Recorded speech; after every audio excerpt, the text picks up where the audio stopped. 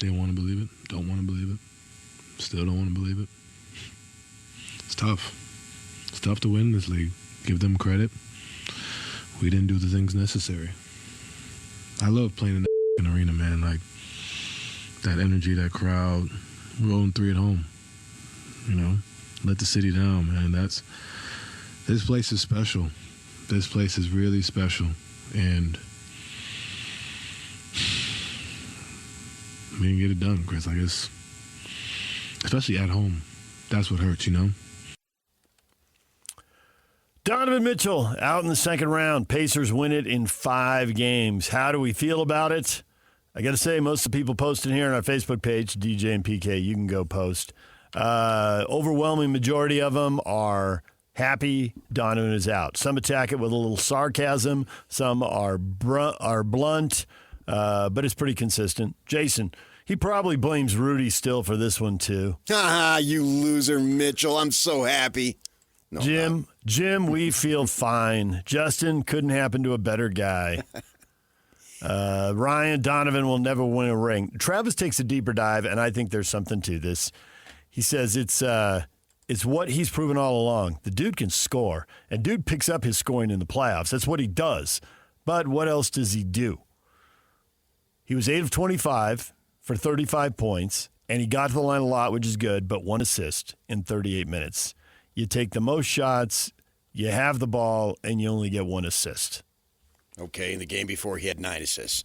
And that's better, but more of that. Mobley can score. Snapshot. Mobley can score. So can Garland. He is a leader. In all actuality, he's never truly improved. I don't agree with that at all. He stagnated pretty much after his 3rd season.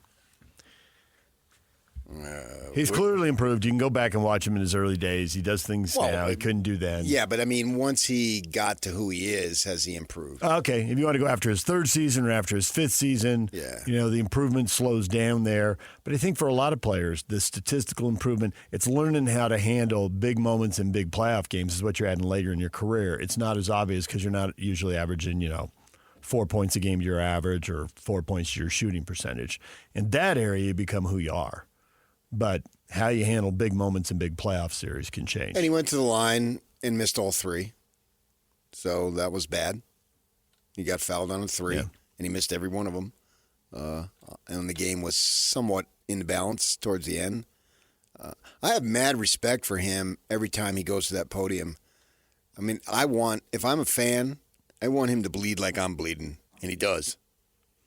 And so I have awesome amounts of respect for him to be able to sit there, to show raw emotion, swearing the effing arena. I heard the real one. Obviously, we have to bleep it out here. And to have the emotional pain of losing, and he could I think is great. He could hide in the locker room. And he never does. He could come out and kind of blow it off. It's not going to ruin my summer, which is not what people want to hear. But he doesn't do that. Right. He owns the moment, whether it's good or bad. And for me as a media guy, that's most important. Yeah, but as a fan, I wanted to. Yeah, I know. No question. Absolutely. Yeah, and he gives it. He shows it. And you can see the pain, the emotional pain in his face and the disappointment, and that's what you want. You want it to hurt, because if it doesn't hurt for them, then it just becomes a job to where they're just raking in the money. Now he's got 3 or 4 months off to go travel the world and do all that stuff, and that's not what I want as a fan, because if I'm a fan, I had the number 1 seed, I had extremely high hopes, and they go 0 for 3 at home, which I don't think is a big deal. Home court just doesn't work for me anymore. I don't think it ever. I'm not a big fan of that. Who wins the game? Who plays better? For better or worse, he's recognized as the team leader and its best player, although I don't think he has the game for it. But that, by me saying he doesn't have the game for it, I am not saying that he's not a great player. He's just not a super elite that deserves to have the burden of win or lose rest upon him. But yet, because he puts himself out there and is very much available for interviews and willing to do it and wants to do it and views himself as that, he takes the hits. I don't think he's that type of player who deserves to take the hits when the team doesn't do well. That's 2 times now he's been on a number 1 seed, and they have lost in the second round. But I don't think either of these losses rest largely, because nothing is solely, but largely with him, because I don't think he's that kind of player. He's not good enough to have the full amount of burden or the large extent of the burden rest with him. But yet he's a great player. Does that make sense? Yes, it does. And I think the thing that's missing here and the thing that you have to hold on to as we analyze how the Jazz build going forward here, what lesson you take from this, I think what you're saying is true. He is viewed as the quote-unquote face of the team. That seems to be the expression of the decade, or at least the expression of the moment. So he's the face of the team, so he gets the most credit and he gets the most heat. Even though it's a team game, that's just how it works. But if I'm building a team, I don't want the face of my team, the number 1 player, the number 1 option, to be 6'3". It's too small in the NBA today. I don't believe he's 6'3". We've stood next to him 100 times. Yeah, standing next to him. They measured him. He's 6'1". Right. He is. They list him at 6'3". If you look up on a roster. Yeah, I know. I stood but next to standing next to Stockton, him, and I've stood next to Mitchell. He's been listed at 6'3" They're the his same entire size. career. He's 6'1". Yeah, he's 6'1". And that is such a disadvantage. If you've ever played pickup basketball with people who are 4 or 5 inches taller than you, and he's playing with people who are, when he drives into the lane, people are 6'8", 10 inches taller than him. Oh, just look at Halliburton. Yeah, a foot taller than him. That is just a huge disadvantage. And the number of players his size who have been the number 1 guy on the championship team, super short list because it doesn't happen. Yes, it doesn't happen. Isaiah, even he is like 6'2", 6'2 and a half. I mean, it's still way short. He had the afro then. He did. Good point. So there's a big difference now. And Nash maybe could have been and got robbed and a call and a suspension, and it's still agony in Phoenix almost, it probably is 20 years later now. Yeah, 20 years later, it's still Especially remembered. when we see guys come out and go to the other side of the sideline and don't get suspended. Right. It's not how you want to build the team. If you got a 6'3" guy who's really good, you're hoping he's really good and he's your second or third best player. But Donovan's going to have the ball in his hands a lot, and it's always going to be an uphill battle, literally. The thing that I would say for him is freaking back off the three-point shooting, man. You averaged 34 points in this series, and that was including one in which you only played 20 minutes and had 12 points because you tweaked an ankle, if I remember, the game before last. Game 4. So other than that, he was a scoring machine. But, 1 of 11, 1 of 7, and he shot 24% from 3. Why? Why keep firing it up from 3 when it's not going down? Those are just empty possessions over and over and over again. The only game where he shot the 3 reasonably well is the only game they won. And all I can figure in this, as we beat this into the ground over and over again, is that people are figuring, if I miss a lot of 3s, we lose. If I don't take a lot of 3s, we lose.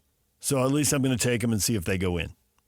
Yeah, that's it. There's nothing else for it because to your point, I know it's not. And to your point, he's 1 for 5 in one game.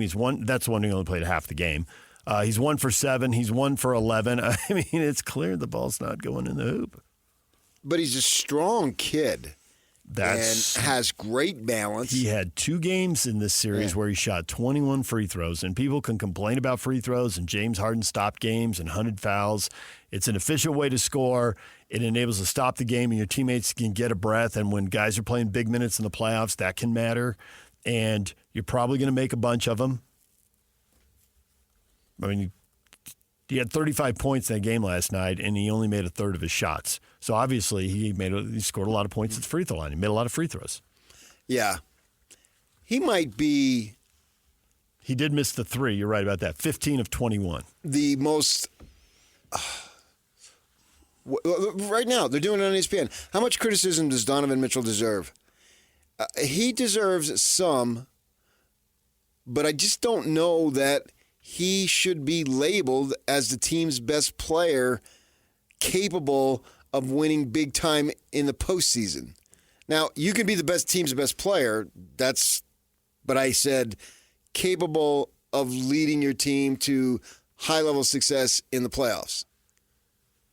That's where team's best player, fine.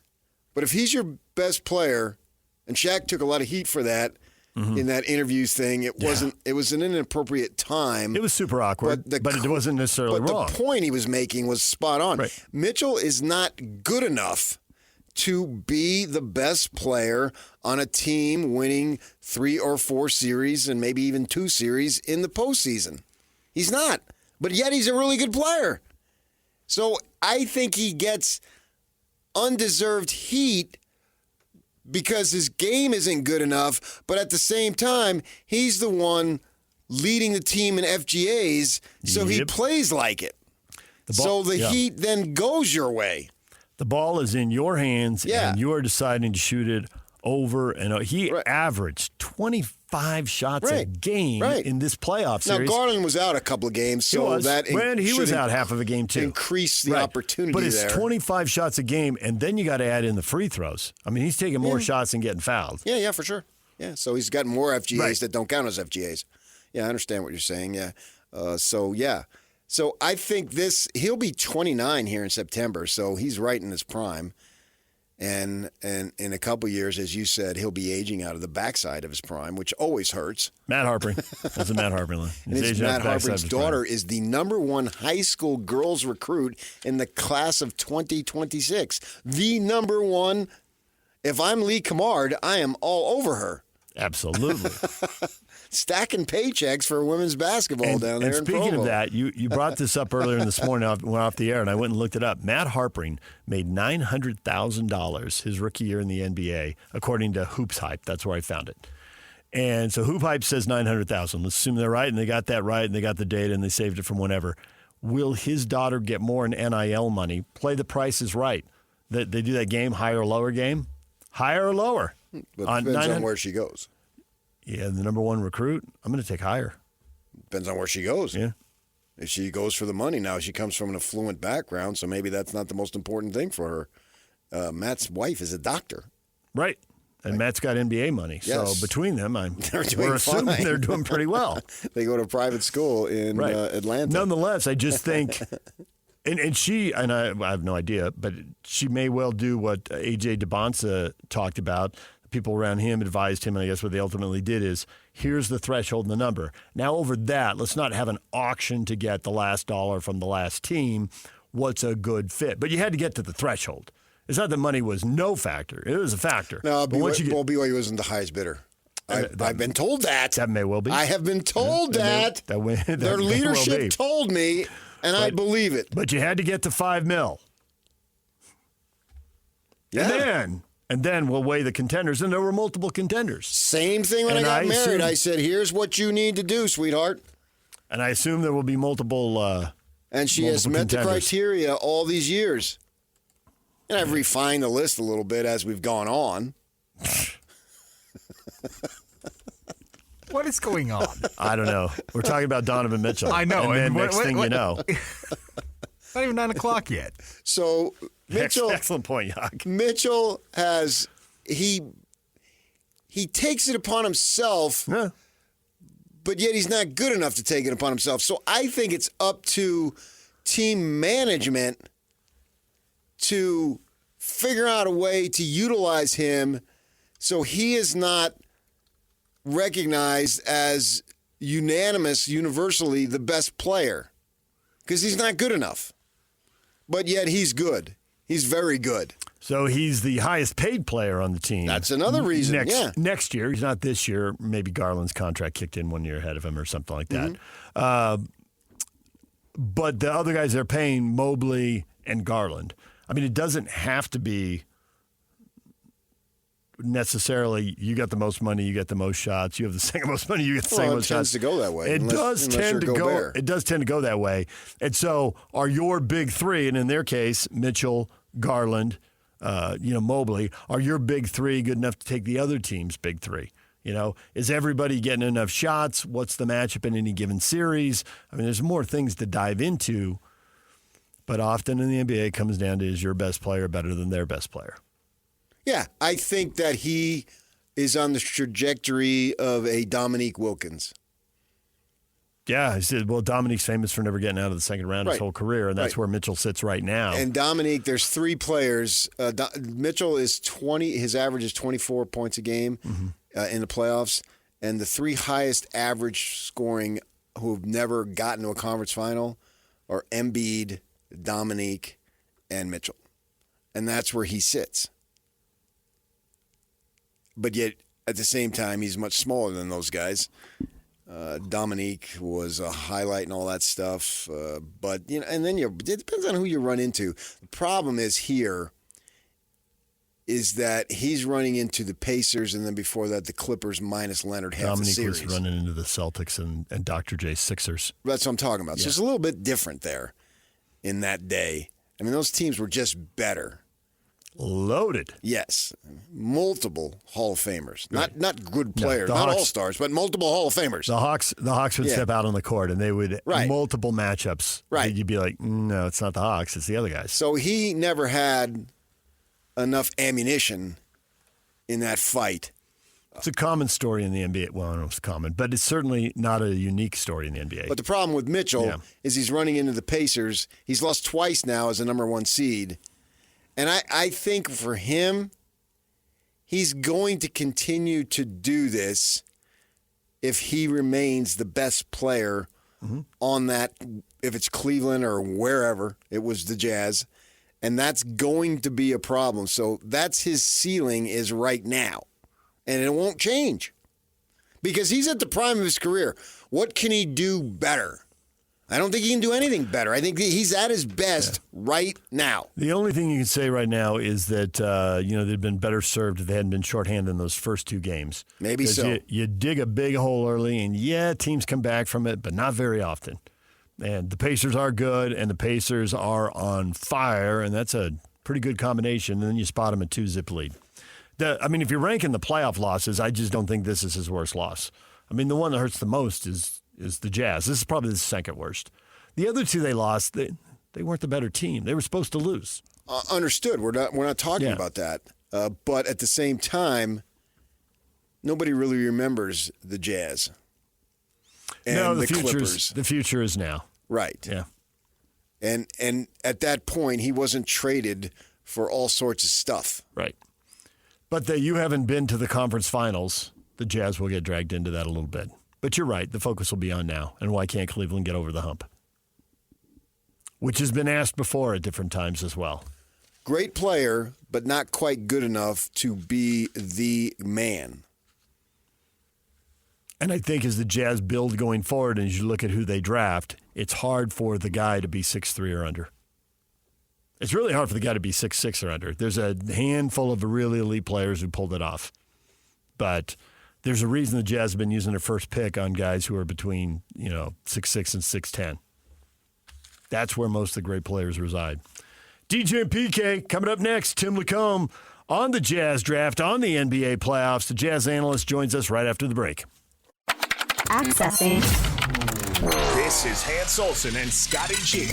The head coach of the BYU Cougars, Kevin Young. Coach, I got to know, with what you've put together, how excited are you to get this 25-26 season rolling? Yeah, obviously, AJ gets a lot of those headlines, but then you tack on the return of Richie Saunders coming back, and then you bring Rob Wright in, who's obviously a heck of a ball player. I think we have a nice blend of continuity from last year's team and blending in a lot of high-end talent, which on paper looks good. It's going to take a lot of work for those guys to come together. But, in terms of excitement, extremely excited. Especially, I'm operating more from a level of confidence, having a little bit more familiarity with what we're walking into, whereas last go-around, I had no idea what to expect. So that's given me a lot of confidence here in this offseason. Catch Hans and Scotty weekdays from noon to 3 on 97.5, the KSL Sports Zone. DJ, PK, and we're joined now by Tim LaComb, Utah Jazz analyst for SEG Media and former college basketball assistant coach. Tim, good morning. Good morning. How are you guys? Doing well. Have you rebounded from the draft lottery disappointment, or are you still down in the dumps? Oh, I don't get down in the dumps anymore. That was when there was a real big salary attached to it. Not so much anymore. It's a tough day, really tough day, and I think obviously worst case scenario. And so it, you just gotta you've got to figure out now the next move. Obviously, it's been easy to pick one.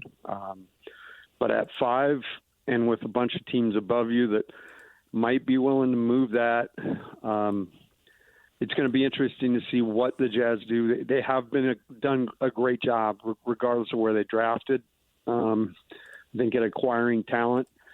And so this is going to be, I think the thing lost on the disappointment, it's not 1-2. It's still 5, and the Jazz have found guys in the 20s. They found guys in the second round. So I'm sure they'll be able to find a guy at 5 that works for them. This is kind of a good thing, bad thing. The good thing is that they should be able to get a good player and just take best player available. Best player available usually means, well, you got all sorts of needs. So depending on which side you want to look at the coin, you can play that. But the good thing is I see no reason why they don't get a quality player. It just may not be a franchise changer, if you can use that term. Yeah, and obviously the great thing about young guys is they're energetic and they've got a lot of skill and talent. The bad thing is they have no earthly idea what they're doing for the first little while. And so, the hope was to get a guy who's pretty ready-made. But there are still, like I said, there's still great options. It's just having to reset your expectations. And then to expound a little bit more on what I said earlier, I think with San Antonio at 2 and Philly at 3, aren't dying necessarily for the picks and are in a great position if they want to get into some deals. That's another place the Jazz were kind of hoping they could get to, and maybe they can. It just wouldn't be the main marquee deals, but it will be now between now and the draft. It's going to be a pretty interesting time for the Jazz to evaluate and then also take the temperature around the league, see what's out there. So I would assume it'll be a pretty interesting offseason here in Utah. If you had to guess right now, Markkanen's still on the roster in the fall, Collins still on the roster in the fall, or one or both of them are moved for the reasons you just talked about. There's some good teams who might prefer to have veterans in their prime, and let's go. Yeah, no, I think that right now, especially with the new result, it probably affects timetable a teeny bit, and so yeah, you've got to use what assets you have to try to move the timeline ahead. And the season that John had, coming off of a season where he was sensational, I was surprised nobody got involved with him at the deadline or for him, because I think he could have really helped. As I watched the playoffs particularly, he could have really helped some of these teams. But I think it's probably up in the air, DJ. I wouldn't say that, rolling it back is going to happen, but it may happen. We just got to see, I guess, what's out there, what's available, and if now after watching John Collins play and sitting through a playoff situation, and teams like, hey, we're gonna go get that guy instead of a young guy. So there's all that has to go on now. Of the veterans that would be potential trade material, and I guess maybe you can even throw Sexton in there, who's a young veteran, and the other guys are a couple years older with Collins and Markkanen, and then Clarkson at the other end. What do you think individually those guys would be worth on the trade market? That's an interesting thing, because I think that was the issue last year. Is they were saying, Collins would get a second-round pick, if they were to do something. So it's almost like the economy. The picks kind of fluctuate, and depending on how hot the moment gets, people are willing to throw picks around, and it opens it back up. But right now, everything I've heard, obviously Lowry would command, he would be, the big piece. And I think the way that Sexton's played since he's been in Utah, would lend itself to him having a little bit more, he's definitely more well-rounded than when he got here. And he's definitely more He's less turnover prone, and he's more prone to make the right play. And I think that's been a byproduct of working with Will. So I think those two guys, maybe obviously Lowry's commanding first, but I think that's what you're trying to get into is first or another player, and the beat goes on. You've already pointed out San Antonio and Philly might want to make a deal. We know Milwaukee, Giannis is open to a deal.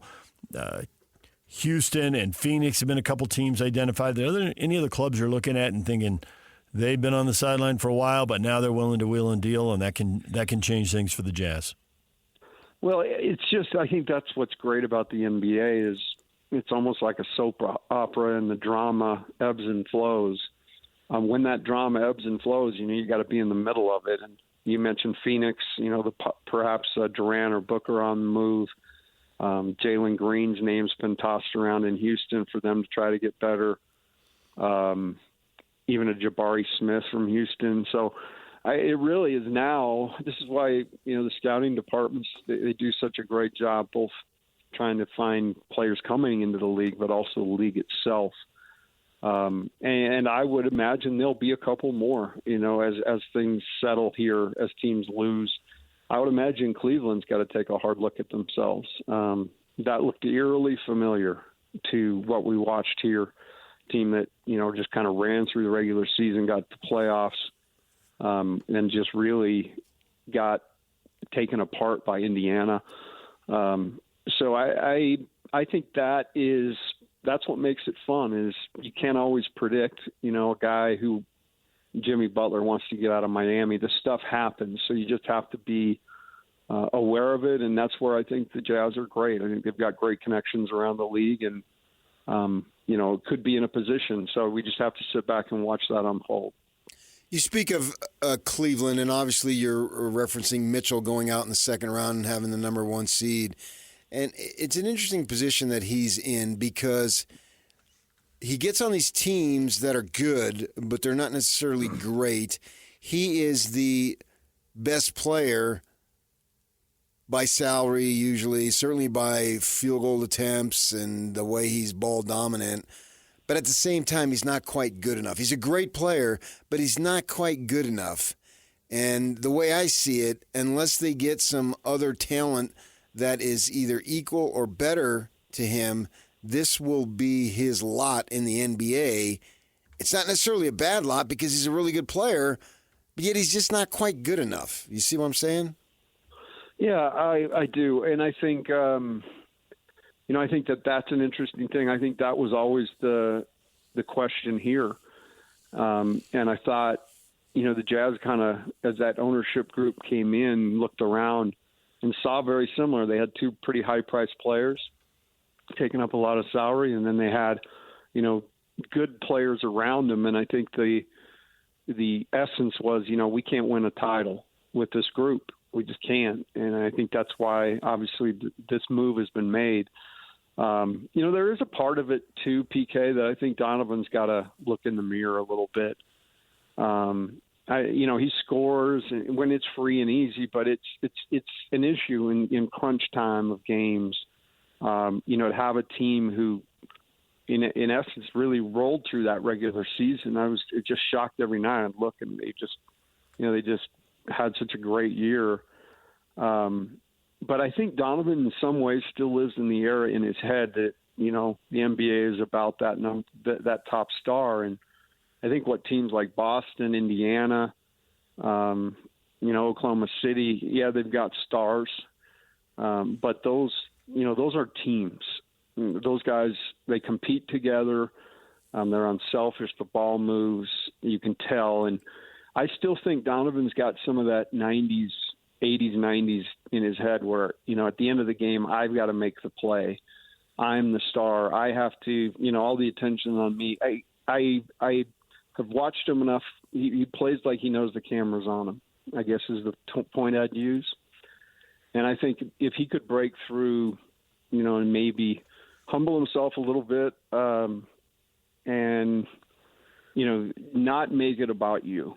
That would be my suggestion for Donovan to be able to do a better job, because you look at Jalen Brunson, he's ball dominant too. but he makes it about winning. And, I think that's something Donovan could learn a little bit from.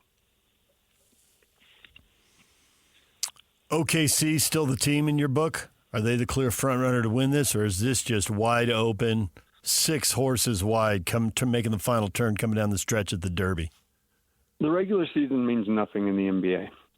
I mean, it obviously gets you into the turn, but you just got to finish in the top, to even get in the play-in, yeah. So what I'm learning more and more as I watch this, I mean, I don't know. I think Oklahoma City would be the choice, but in my mind, Boston was the choice, and I thought that, that their trajectory this year, the way they played too, was really good. But I felt like they had something more because they had been there and done it. I could see a couple of different things happening now, and OKC still got to beat Denver, and with Jokic out there making one-legged 3-point shots at the end of the shot clock to get 44. He only had 44 last night on 3 free throw attempts. You think he'll shoot more at home in Game 6? I think so. Take the over on that one. I mean, like Donovan, I think Donovan shot 20 last night or something crazy. Jokic was 5 for 5 at the free throw line in that game. He had 5. Okay. I saw it late, but yeah, he had 5 free throws on 44 points. Just crazy. BYU names Brian Santiago as the athletic director. You were down there coaching basketball. I think he had stewardship over the program. What's your assessment of that hire? Well, I'm really, really happy for B. First and foremost, a great friend and have known him through the years.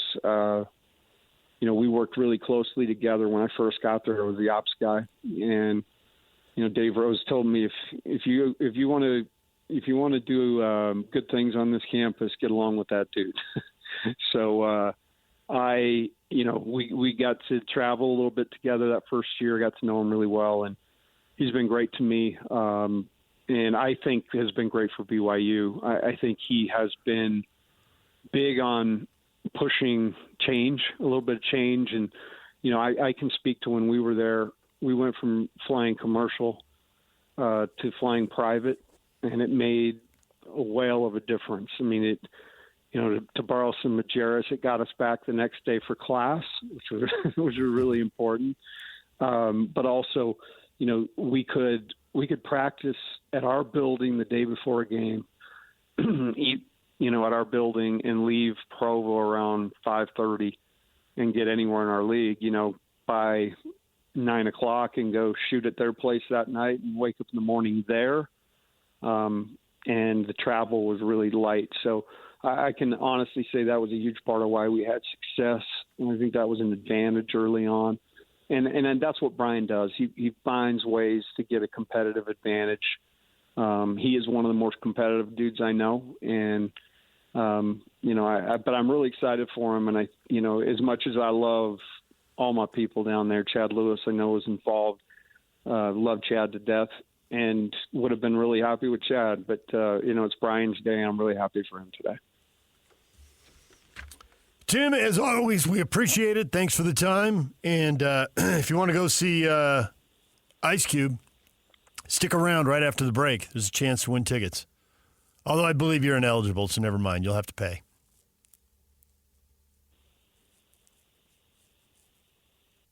And he's gone, just like that. Christian picked up the phone. We will give away Ice Cube tickets next. The 4 Decades of Attitude North America Tour, September 17th. We'll do that in the next segment. He'll be at the Maverick Center in September. We'll give away 2 tickets after the break. Stay with us. DJ and PK, it's 97.5 The Zone.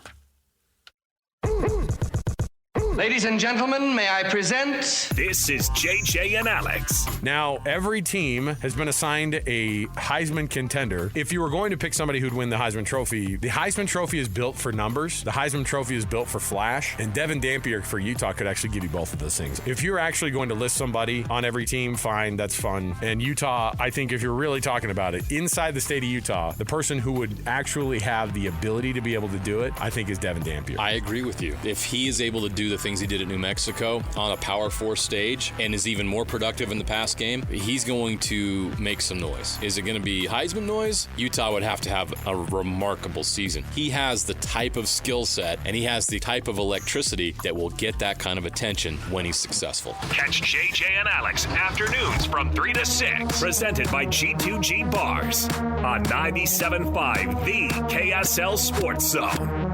It's a Win Tickets Wednesday. Caller 12 right now, 801-575-ZONE wins a pair of tickets to see Ice Cube in his 4 Decades of Attitude North American Tour, September 17th at the Maverick Center. Caller 12 right now, 801-575-ZONE.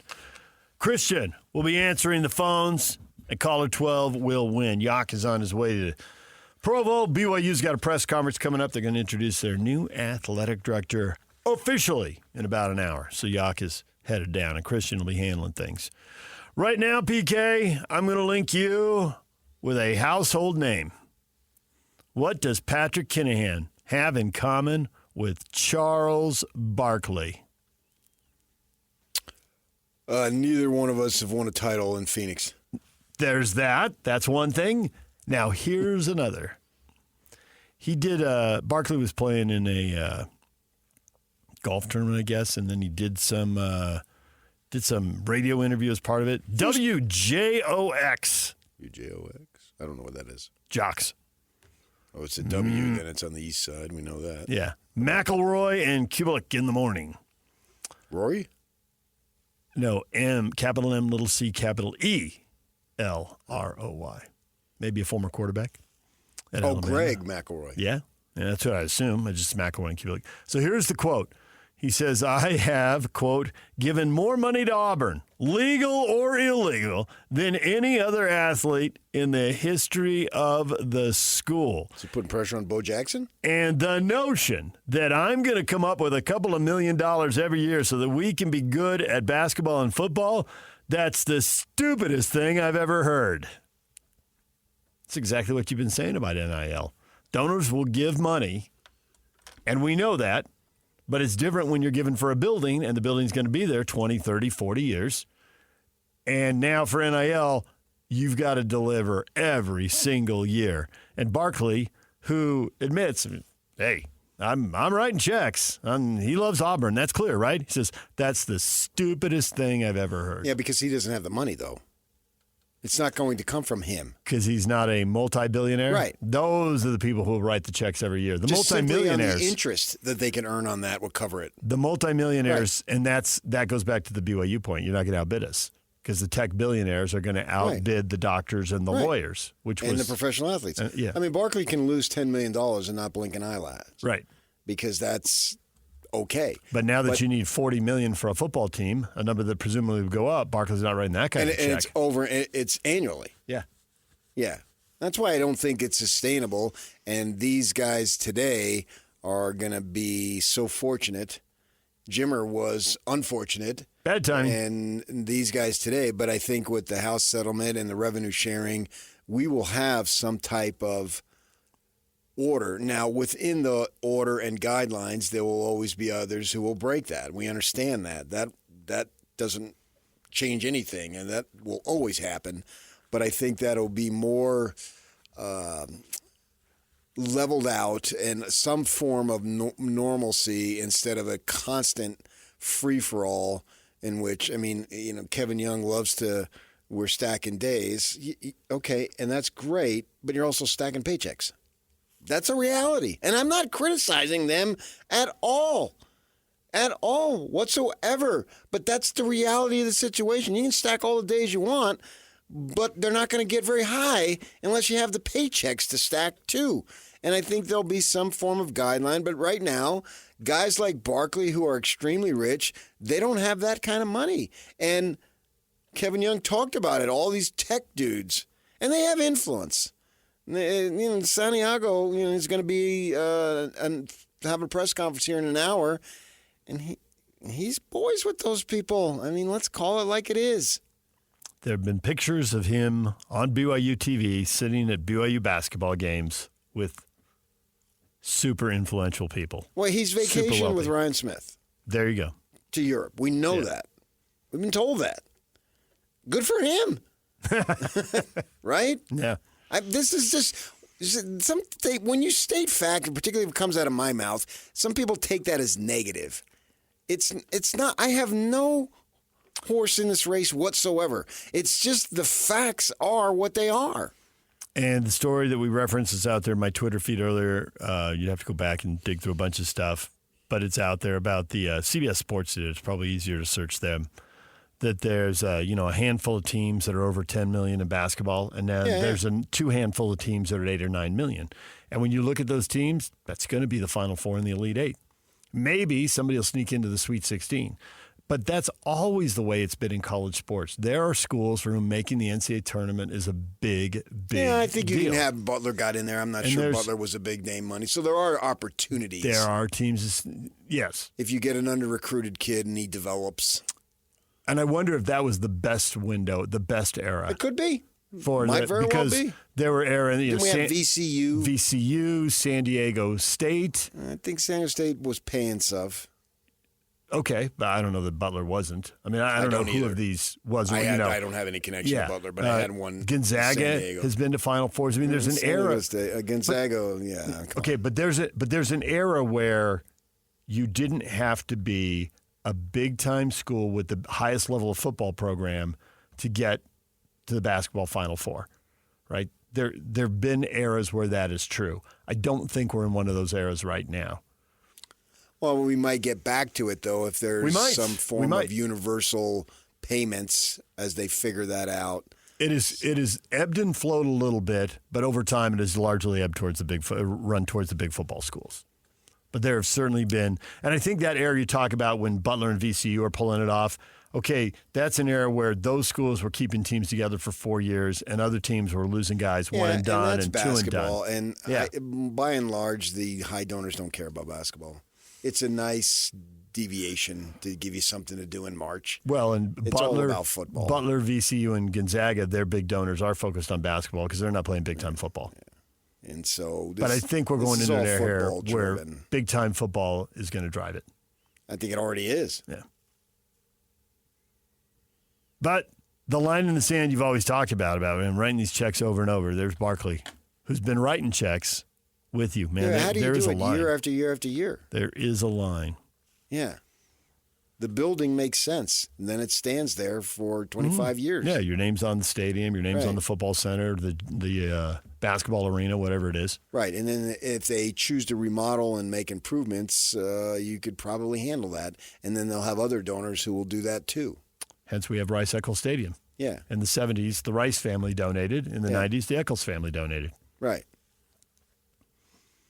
And now the Garf name's all over it because in the 2020 renovation. The South End Zone, yeah. The South End Zone, the Garf name. That's a beautiful facility that they've got there. Yeah, whatever. I don't really call that South End Zone a facility, but it's kind of a thing unto itself. It is. It's they use it year round, and they've got restaurants and clubs and the locker rooms. I mean, it's part of the stadium. You're right. It's not separate, but it's great. Yeah, and so that you can see how that works, but.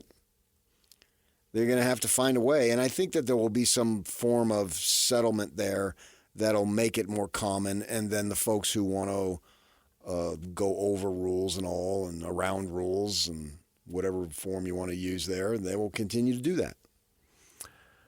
DJ and PK, it's 97.5 The Zone.